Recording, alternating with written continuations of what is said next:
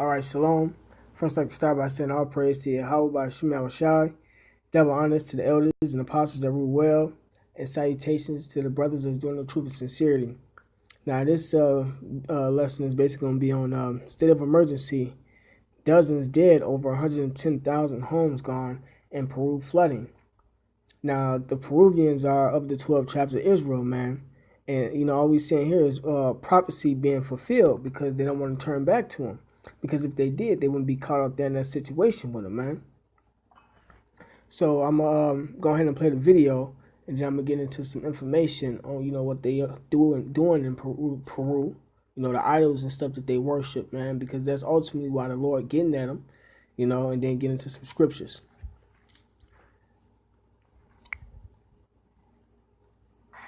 You were looking at footage of a woman that, amazingly enough, just crawled out of this debris from a mudslide in Peru. Very lucky to be alive. Many others not as fortunate. As you can see, the flooding, these mudslides in Peru, causing massive amounts of damage, leaving 72 dead, thousands without any homes, power. I mean, it's just washed away. All types of stuff. You can see here at the Weather Channel, they're talking Peru, 3 days of intense rain and flooding. Warmer than average temps help fuel these storms in Peru. Now, this is what I want to point out, guys. We have warmer than average temps heading to the United States. I just covered this in a separate video talking about the predictions for the next 3 months. All across the United States, we're talking about warmer than average temps, with the Northeast come June seeing well above average. New York City, Maine, Boston. They're calling for a hot one, a scorcher. When you have that, oftentimes it brings in these storm systems, that energy, the extra heat and energy in the air creates these extra storm systems that can wreak havoc depending on where you're at. Right now, it is causing chaos down here in these countries. I mean, look at this. People just battling to get out. This woman being hauled across here above the water on a rope system, a pulley system, as all these other people watch. You can see these guys down here. The streets completely flooded in Peru. And Peru also being an area that is known for some earthquake activity, especially there near Chile, where we've seen it before. You can see all these people looking as this woman's dangling above the waters. They're trying to get her across. It's just very chaotic situation down here because of the weather. But wanted to let folks know this is what's happening down here in Peru. Real deal. As we're approaching spring here in the United States, heads up, people. I've got a funny feeling that this year we're really going to see some action. And the tornadoes, they've already started. So just have a plan. If you live in a floodplain, these are things you want to think about. Live above the floodplain. Okay, or the path of water. Study your areas. If it's known for flash flooding, like in Nevada, areas like that. If it's known for earthquakes, it's something else. A combined disaster makes things 100 times worse, if not 1,000. It compounds things. Could you imagine if you had a massive storm like this with all these mudslides and flooding, then all that pressure sparked a quake? And you had a quake in the midst of all this. If you had a quake right now, you'd knock all those damn people off the top. They'd go into the water and gone.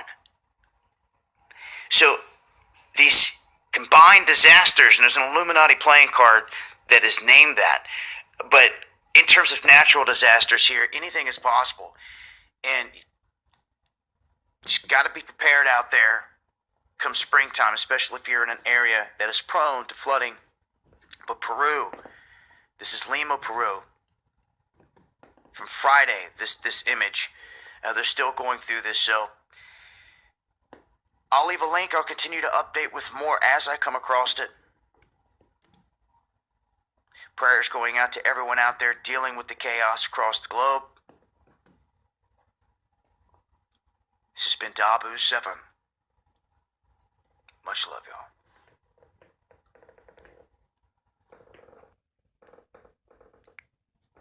Slack you. Right. So he right, man. If there was an earthquake right behind that, all them people would have been fell in that water, man. But that's what you call prophecy. That's what you call the judgment of Yahweh Shema Shai, man, because all this is of his will. So, it wouldn't matter if you tried to prepare for it or not. If the Lord wanted, wanted you dead, then you'll be dead, basically, man. But I'm gonna go ahead and start with this scripture. This is Luke chapter 21, verse 25. And there shall be signs in the sun and in the moon. Right. You got your lunar eclipses, your blood moons. And then you got, hold on.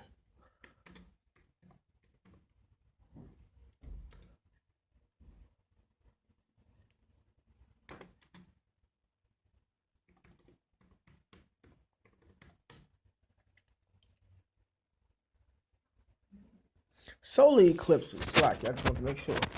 But, yeah, man. It says, and there shall be signs in the sun and in the moon and in the stars. We got shooting stars, all types of stuff be happening with the stars, man. And upon the earth, distress of nations, right? Distress of nations in perplexity. I mean, in straits, in position of difficulties, like this right here. This is a position of difficulty because, after this flood subsides, they have to rebuild this place, man. And then, the Lord probably hit him with another flood or earthquake, like he said.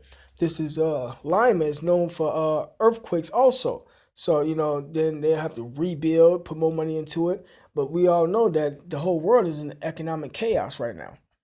The money system is crashing everywhere, and, these nations don't be having the funds to keep rebuilding. But it says, back to the scripture, because it's going to say that. It says, with perplexity, one problem occurs, and after another, and these nations don't have the money to keep putting this stuff back together, man. It says the sea and the waves roaring, right? Talking about the floods and stuff, man. Men's hearts failing them for fear and for looking after those things which are coming on the earth. Right, man. You got people having heart attacks and whatnot because of this type of shit, man. It says that was it. But also, man, the Peruvians, Zebulun, Zabalawan, in Hebrew, they worshiping idols and stuff, man. The Lord be jacking them up. And this document right here gonna prove it. This is religion in Peru. Religion in Peru is characterized by diversity of religious beliefs and practices. It says Christianity, Roman Catholicism, history. The Spanish conquerors not only conquered Peru militarily, but also sought to convert the indigenous population to Christianity. Indigenous Andean religious beliefs and practices persisted, which the Catholic Church sought to suppress. Right, and that's Jake holding on to their own customs and own beliefs. And the Catholic Church sought out to get rid of all that. Many churches were built in the colonial period, the visible manifestation of Catholicism. Right, just like how they do over here in America. It says modern era. Right, so it's not just going on in America, man. It's happening all over the world. Israel worshiping all types of idols everywhere. They got churches on corners, all corners everywhere, man. That involves Israel, because that's how the white man came over.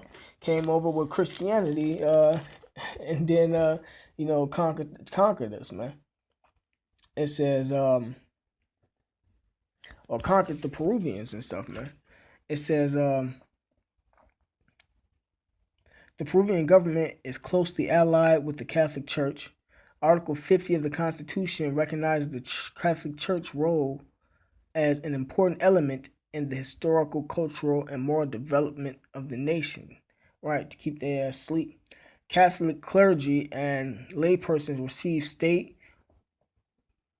remuneration, remuneration, how do you say that? In addition to the stipends, money paid to them by the church. This applies to the country's 52 bishops, as well as to some priests whose ministries are located in towns and villages along the borders. In addition, each diocese receives a monthly institutional subsidy from the government. Right, man. So, let me look up this word diocese. Diocese. A district under the pastoral care of a bishop in the Christian church. Right, man. So they got these people running districts, in Peru, promoting this witchcraft. It says an agreement signed with the Vatican in 1980 grants the Catholic Church special status in Peru. The Catholic Church receives preferential treatment in education, tax benefits, immigration of religious workers, and other areas in accordance with the agreement. So Roman Catholicism could be considered the main religion of Peru. See also the following: Roman Catholicism in Peru, Catholic University with partial list of Catholic universities in Peru, and Lord of Miracles Peruvian religious festival. I want to bring out this point real quick. It said Lord of Miracles. Lord of Miracles in Spanish, Señor de las Milagros de Nazarenas, is an image painted of Jesus Christ that is venerated in Lima, Peru. Look at that. This flood is happening in Lima, Peru, and this image was put up in Lima, Peru. The image was painted during the 17th century by an unnamed African taken from what is now Angola, right? Jake, more than likely, to Peru as a slave, right? Its feast is the main Catholic celebration in Peru and one of the largest processions in the world. It says, description of the feast, it says, Christ is shown enduring the pain of crucifixion.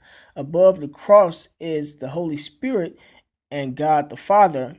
Below and to the right of Jesus is his mother, the Virgin Mary, with her heart pierced by a metaphorical sword of sorrow. Kneeling and weeping at the foot of the cross is Saint Mary Magdalene. Magdalene, right? You can look up the image. It said, let me see, its name originated in the 17th century during an earthquake, which destroyed most of the cities. See, there them earthquakes go, leaving only the mural standing. So, they made sure during that time they exalted that image, man. Exalted that Christianity and all that bullshit. That's why they still getting hit. It says this is considered a miraculous occurrence by many living here there, and that's what you call mockery. They mocking the truth, and because that ain't Yahweh Shai, man. It says every year in October, hundreds of thousands of devotees from all races and economic backgrounds participate in a religious procession honoring the image through the streets of Lima. Boulevards are decorated in purple on October 18th, 19th, and 28th to celebrate the Lord of Miracles. Right, so, that's why the Lord be hitting their ass with earthquakes. That's why the Lord be hitting their ass with floods. Okay, I'm going to jump back. It says, although the Constitution states that there is freedom of religion, the law mandates that all schools, public and private, impart religious education as part of the curriculum throughout the education process, primary and secondary. Catholicism is the only religion taught in public schools.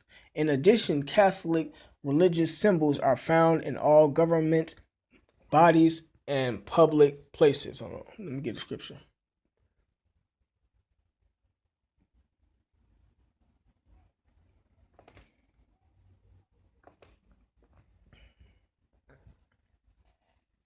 It says, this is Psalms 96:5. For all the gods of the nation are idols, but the Lord Yahweh made the heavens, right, man? So those are idols that they're worshiping. I should have read this one first. It says, hold on. The idols of the heathen are silver and gold, the work of men's hands. Right, man. The Lord made the heavens, but these idols are of silver and gold, man.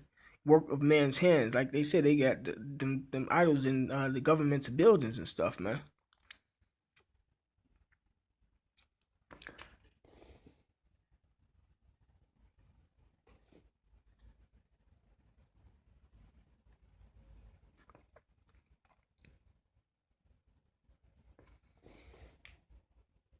This is Psalms 106 and 34. They did not destroy the nations concerning whom the Lord Yahweh commanded them. Right? That's part of our history. But were mingled among the heathen and learned their works. Right? And that's what's going on today. And they served their idols, what's happening in Lima, Peru, which were a snare unto them. Right? That's why we even got put into slavery from the beginning, man. That's why we're going through all the hell that we're going through, man. Yea, they sacrificed their sons and their daughters unto devils, right? And you got Jacob and them actually killing their kids and doing these sacrifices unto these idols, and shed innocent blood, even the blood of their sons and of their daughters, whom they sacrificed unto the idols of Canaan, and the land was polluted with blood. All right, it says,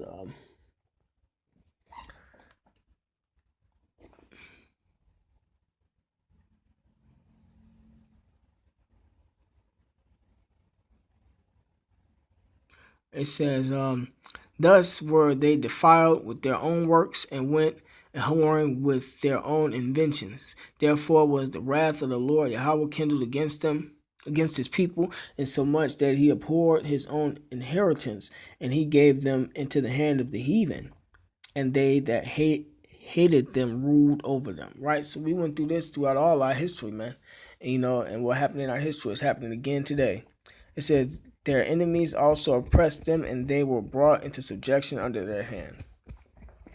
All right. Now I can get back to this article.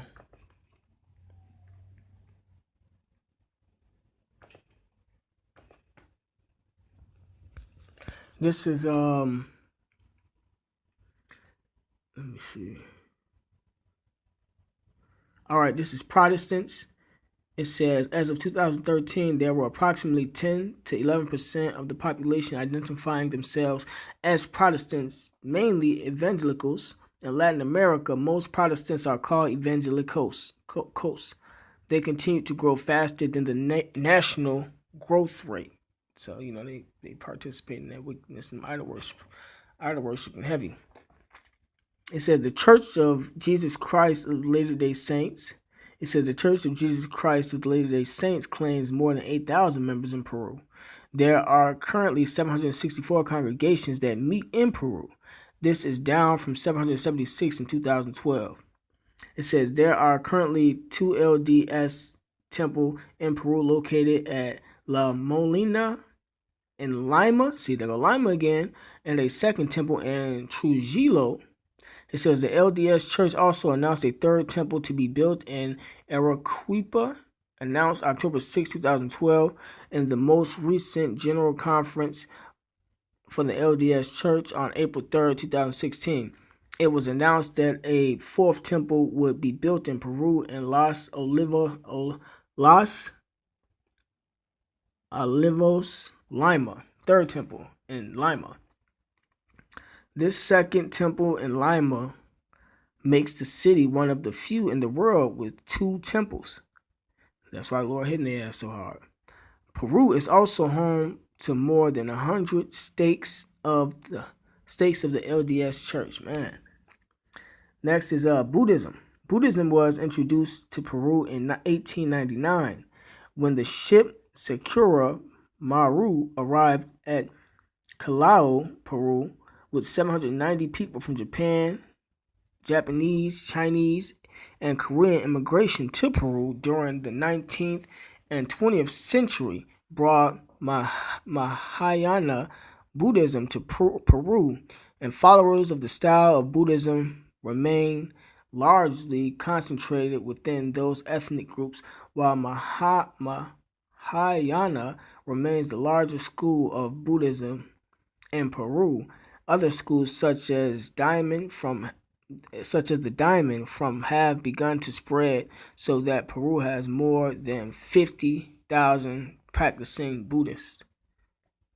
Look, that's why Lord fucking they ass up, man.